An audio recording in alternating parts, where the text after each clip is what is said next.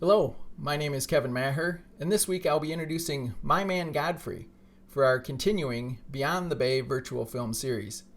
Released in 1936 by Universal Studios and starring William Powell and Carole Lombard, My Man Godfrey can best be described as a fairy tale, with a handsome prince rescuing a damsel in distress from the clutches of an evil princess. That the prince lives at the city dump and the damsel can best be described as off her rocker is a minor trifle. There is a court jester, but let's be clear, he's not a gigolo, he's a protege. The queen is as loopy as a drunken sailor, and the king is not so much benevolent as completely exasperated. Finally, when a stolen necklace turns into gold, you can rest assured that everyone lives happily ever after, albeit at the city dump. Okay, so My Man Godfrey isn't quite a fairy tale, but as a stellar representation of 1930s screwball comedy, it's practically unmatched. The story unfolds in 94 crisp minutes, literally without a chance to catch its breath.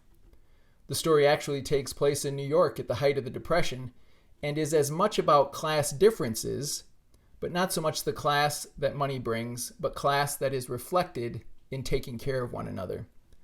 Godfrey, played by Powell, is out of luck, existing in as civilized a Depression-era Hooverville as you're likely to come across, when he is rescued by Irene Bullock, played by Lombard, as part of a high society scavenger hunt to find a forgotten man.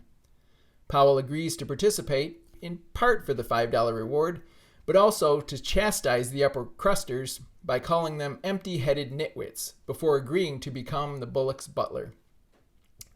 Powell was at the height of his success, coming off a starring role in 1935's Oscar-winning Best Picture, The Great Ziegfeld. After starting his career playing villains in Paramount Pictures' silent films, he made his name as Detective Philo Vance in a series of early talkies. With his career floundering, however, he moved over to MGM, was paired with Myrna Loy in the classic screwball detective movie The Thin Man, and his superstar status was established. Powell owed Universal a movie, however, and agreed to star in My Man Godfrey for the studio, provided his ex-wife, Carole Lombard, would co-star. He also stipulated that this agreement be kept secret. Lombard herself was riding a hot streak that started in 1934 with the release of the comedy 20th Century, where she played a high-strung emerging actress opposite the brilliant John Barrymore. The film was made on loan out to Columbia Pictures and is often cited as the first true screwball comedy. Lombard was a contract player at Paramount, but there was a dearth of leading men at the studio, beyond the Marx Brothers. So her options had been limited. If not for a co-starring role in No Man of Her Own opposite Clark Gable, himself on loan out from MGM, her options were limited to the steady but unspectacular Fred MacMurray. While she was paid less than one-half of Powell's $87,000, Lombard was happy to take the role and was rewarded with her only Oscar nomination. Director and uncredited co-screenwriter Gregory LaCava, who also received an Academy Award nomination for My Man Godfrey, has long been overlooked as one of the most consistent and talented directors of the 1930s.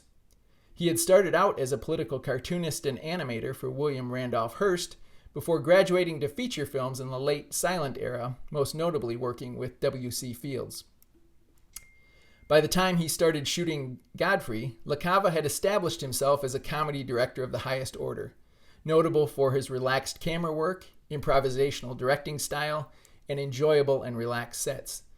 The following year, he would again be nominated for Best Director, this time for the classic film Stage Door. But raging alcoholism cut short his career, with only a handful of directing jobs throughout the 1940s. LaCava's improvisational style and subtle camera work, however, pay particularly high dividends in My Man Godfrey. By allowing the actors to shine and fully inhabit their parts, LaCava let the film come to him. My Man Godfrey is a wonderful example of how perfect casting with a tight and refined script can create shortcuts that simultaneously move the plot, expose character, and share themes. Watch this meet-cute scene between Lombard and Powell that accomplishes quite a bit in a little more than 1 minute of screen time. Who are you? I'm Irene. That was my sister Cornelia who pushed in the ash pile. How'd you like to have me push Cornelia's sister into an ash Oh, pile? I don't think I'd like it. Well, then you better get out of here. Oh, you bet. Wait a minute. Sit down. I'm sitting. What's up, Duke? Need some help? No thanks, boys. Got everything under control. You a member of this hunting party? I was, but I'm not now. Are they all forgotten men, too? Yes, I guess they are. Maybe. Why? That's the funniest thing. I couldn't help but laugh. I've wanted to do that ever since I was 6 years old. You wanted to do what? Oh, push Cornelia in something, a pile of ashes or something. You know, that was Faithful George Wither. That isn't really his name, but we call him that because he gets in everybody's hair. His father's a broker. That's very enlightening. Cornelia thought she was going to win, and you pushed her in a pile of ashes. Do you think you could follow a intelligent conversation for just a moment? I'll try. Well, that's fine. Do you mind telling me just what a scavenger hunt is? Well, a scavenger hunt is exactly like a treasure hunt. Except in a treasure hunt, you try to find something you want, and in a scavenger hunt, you try to find something that nobody wants. Like a forgotten man. That's right, and the one that wins gets a prize, only there really isn't a prize. It's just the honor of winning, because all the money goes to charity. That is, if there's any money left over, but then there never is. Well, that clears the whole matter up beautifully. You know, I've decided I don't want to play any more games with human beings as objects. It's kind of sordid when you think of it. I mean, when you think it over. Yeah. Well, I don't know. I haven't thought it over. Yeah, I don't like to change the subject, but you tell me why you live in a place like this when there's so many other nice places? You really want to know? Oh, I'm very curious. It was because my real estate agent felt that the altitude would be very good for my asthma. Oh, my uncle has asthma. No. Well, now there's a coincidence. Godfrey's pride, intelligence, and wit are immediately apparent. He calls out Irene's stream of consciousness speaking pattern, his willingness to exact revenge on Irene's sister for her dismal treatment of him, and even shares a flicker of attraction to Irene. She, on the other hand, fully displays her ditziness, but also reveals a deeper concern that what she's doing is wrong. All of this, of course, also supports several themes of the film, that class isn't tied to wealth and poverty isn't tied to choice. Perfect ideas for a Depression-era audience. Godfrey is the calm that the tornado of chaos called the Bullock household revolves around.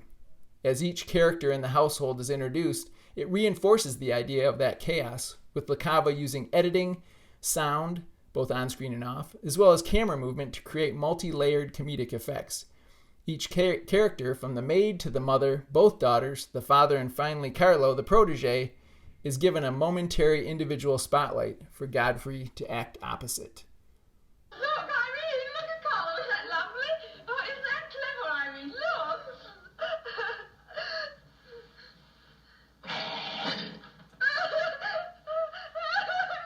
Carlo, come down here where she can see you better. Isn't he clever? Carlo, come down here where Irene can see you. Look at Mother now. Look at...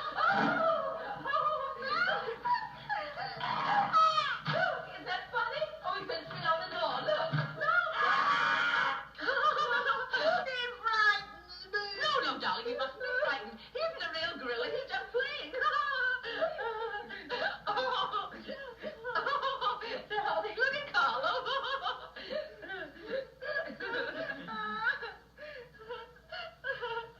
Look, darling, look. Isn't he clever?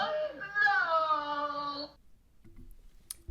Powell's placid demeanor reflects the genius of most screwball comedies, in that they used actors and actresses that were primarily dramatic performers to imbue the comedy with a great deal of gravitas and heighten the absurdity. Powell perfected the sideways glance and the sophisticated speaking style that added grace and elegance to his characters. Lombard, for her part, was willing to forego traditional Hollywood glamour for the sake of comedy. Viewed as one of the most beautiful actresses of the 1930s, as well as one of its most intelligent, Lombard had no qualms about undermining that beauty and intelligence to create over-the-top misfits that were her stock in trade throughout the Screwball era. She gives herself completely to Irene Bullock, and her performance saves the character.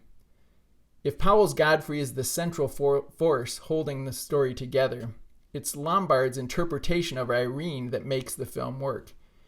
Her line readings are spot on, reflecting the perfection of the entire cast, but it is her facial contortions that speak to her inner thoughts and emotions. The exaggerated frowns, the mooning lovesickness, and her crying fits propel the up and down of Irene like a yo-yo. Godfrey is benevolent, grateful, and self-aware enough to see the good in the Bullocks, even as a representation of the upper-class wealth he had sought to escape. As Godfrey tells his friend Tommy in a rare moment of seriousness in the middle of the film, the only difference between a derelict and a man is a job. A popular sentiment, I'm sure, at the time.